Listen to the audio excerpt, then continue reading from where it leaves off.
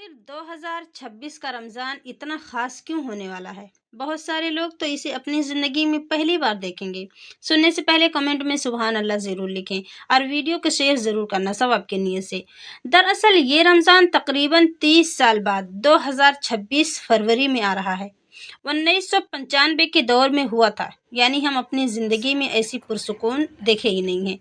इस्लामी calendar के मुताबिक पहला रोज़ा 17 या 18 फरवरी से शुरू होने की उम्मीद है। माहिरीन फल्कियात के मुताबिक इसे 30 सालों का सबसे आसान रमज़ान माना जा रहा है, क्योंकि हल्की हल्की ठंड होगी, दिन बहुत छोटे होंगे और भूख प्यास का तो एहसास ही नहीं होगा, यानी मुशक्क़त ना होने के बिल्कुल बराबर है। तो इस खूबसूरत और आसान रमज़ान की खुशी में मेरे चैनल को सब्सक्राइब ज़रूर करें। क्या आपको पता है कि रमज़ान बहुत करीब है और रमज़ान से पहले ये एक छोटा मगर इंतहाई ज़रूरी रिमाइंडर है जो हर मुसलमान को मालूम होनी चाहिए।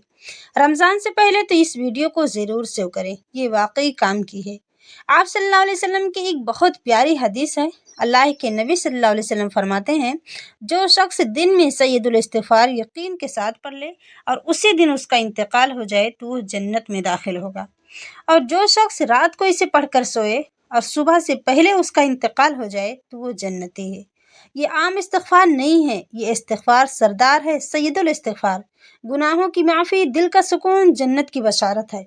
इसलिए सवाब की नीयत से कम कम 5 लोगों को ज़रूर शेयर करें, ताकि रमज़ान से पहले ये दुआ सबको याद हो जाए। और हाँ, स्क्रॉल करने से पहले अल्हम्दुलिल्लाह ज़रूर लिखना कमेंट में, वो दुआ ये है।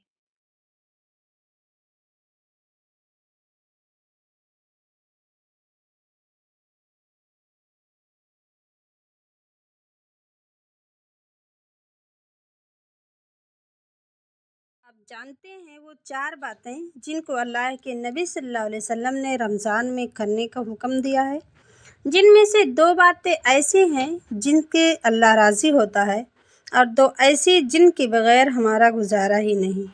अब इसके मफ़हूम में अल्लाह के नबी सल्लल्लाहु अलैहि वसल्लम फरमाते हैं, रमज़ान में 4 चीज़ों की कसरत किया करो। फर्स्ट है ला इलाहा इल्लल्लाह का विर्द करना, यह अल्लाह को बहुत पसंद है। सेकंड है इस्तिग़फ़ार करना, अस्तग़फ़िरुल्लाह, अपने गुनाहों से सच्ची तौबा करना। थर्ड है अल्लाह से जन्नत मांगना, अल्लाहुम्मा इन्नी अस्अलुकल जन्नह। फोर्थ है जहन्नम से पनाह मांगना, अल्लाहुम्मा आजिरनी मिनन नार।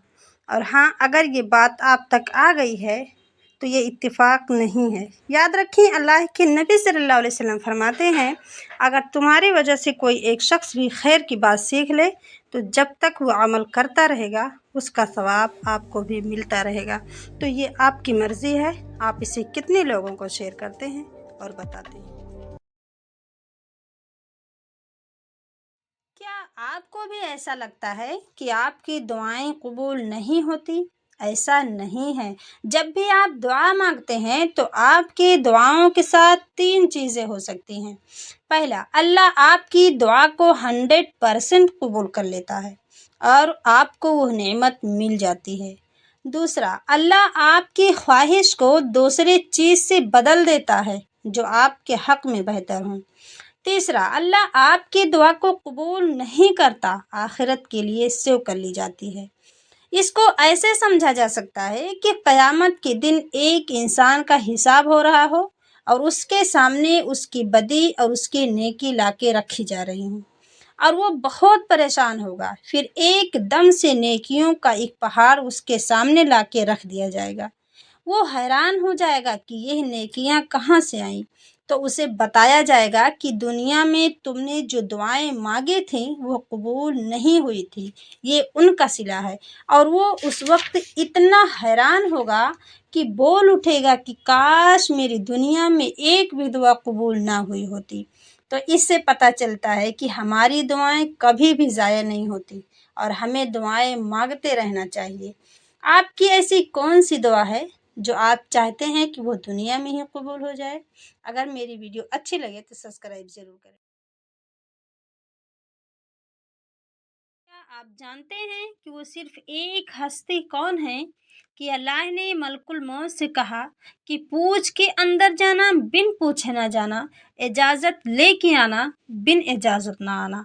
अगर वीडियो अच्छी लगे تو لائک شیئر کمنٹ ضرور کریں۔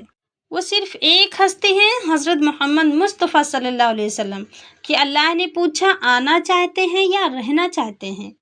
ملک الموت کو حکم ہوا کہ میرے حبیب سے پوچھو کہ آنا ہے کہ نہیں آنا ہے، اور پوچھ کے اندر جانا، بن پوچھے نہ جانا، اجازت لے کے آنا، بن اجازت نہ آنا۔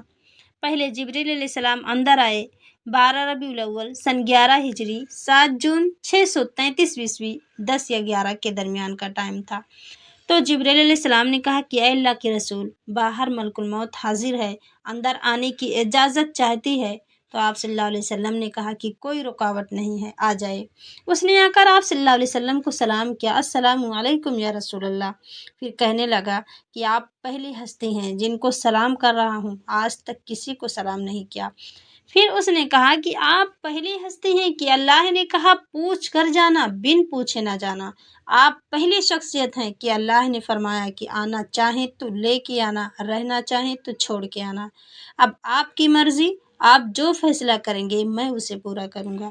تو آپ صلی اللہ علیہ وسلم نے کہا کہ اگر میں کہوں تو کیا میری جان بھی نکالو گے؟ تو اس نے کہا کہ ہاں، آپ کی بھی نکالوں گا۔ تو اس پر آپ صلی اللہ علیہ وسلم نے جبریل علیہ السلام کو دیکھا کہ کیا کروں، جاؤں کہ رہ جاؤں؟ تو جبریل علیہ السلام نے کہا کہ اے اللہ کے رسول، اللہ آپ کی ملاقات کا شوق ہے، آگے آپ کی مرضی۔ تو اس پر آپ صلی اللہ علیہ وسلم نے کہا کہ پہلے اوپر جاؤ اور اللہ سے پوچھ کر آؤ کہ میرے بعد میری امت کے ساتھ کیا کرے گا، پھر میں جواب دوں گا کہ میں جاؤں یا رہوں۔ یہ سوال اگر میرے نبی صلی اللہ علیہ وسلم نہ اٹھاتے تو شاید آج ہم انسان شکل میں موجود نہ ہوتے۔ تو اللہ تعالیٰ کی طرف سے حکم آیا کہ ہم آپ کی امت کو ناکام نہیں چھوڑیں گے۔ تو آپ صلی اللہ علیہ وسلم نے کہا کہ اب میری آنکھیں ٹھنڈی ہیں، آپ مجھے اپنے پاس بلا لیجیے۔